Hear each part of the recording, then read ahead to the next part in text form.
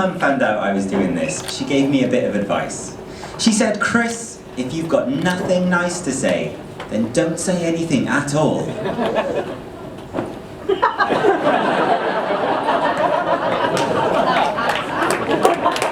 I mean, to be fair, that advice was about as effective as her parenting.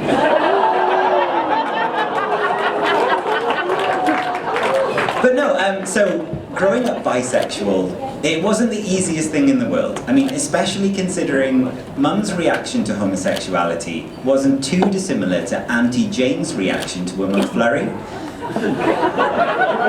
Bearing in mind her severe lactose intolerance.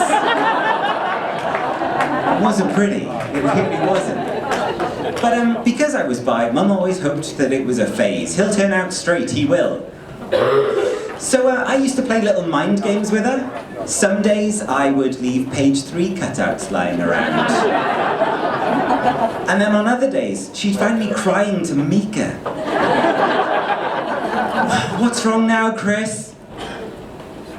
He says that big girls are beautiful. And I am neither chubby nor in possession of a uterus. I'm hideous. It was a good time. It was the best. I mean, if I'm being completely honest with you, I'm not even that into guys. I just don't like my mum. I'm joking, she's giving me daggers, I'm sorry. No, honestly, she's absolutely amazing, she's lovely, she's totally accepting of who I am. She gives my boyfriend a hug when he leaves. It's brilliant. But do you notice the parents do that? Like after a few years they suddenly become nice, and I think it's either they've realised that there's no fucking hope for you, or she's finally realised that in a few years' time, I'm going to decide what home she ends up in. And I'd better clean up her act. But no, I remember being 12. I remember frequenting church, holding hands with my girlfriend.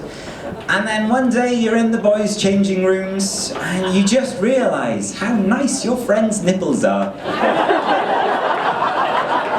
Shit.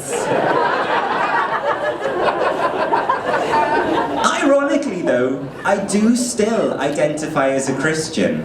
And I kind of wonder though, is this like God's idea of just a laugh? You know, he's having a jolly. I know, I'll make that guy gay. And then I'll convince everyone else that it's his choice. It just doesn't make sense, a gay Christian. It's like a flightless bird, or a giraffe with vertigo.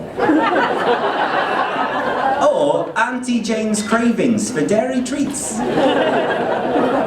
Like, what is going on? I got some advice recently from a church leader.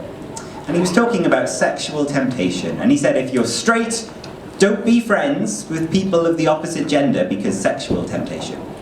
He said, if you're gay, obviously don't be friends with people who are the same gender because you'll probably sleep with them. He's not wrong. But I'm panicking. I'm like, I'm bisexual. What do I do? And he said, what you have to do, Chris, is you just have to make sure that you are not alone with anyone. Surround yourself with as many people as possible. So that is how I discovered gangbanging.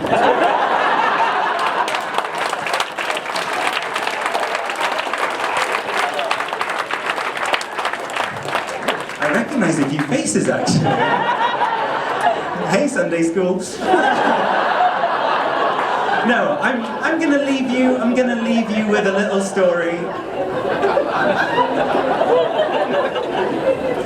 So I've recently started attending an LGBT church, and it's wonderful, it's really nice, but my favourite thing about this is that after every sermon, the entire congregation goes down to the local pub. Because that is how a night with the gays should end, with a G&T in hand and a deep sense of fulfillment. I have been Chris Rea. You have been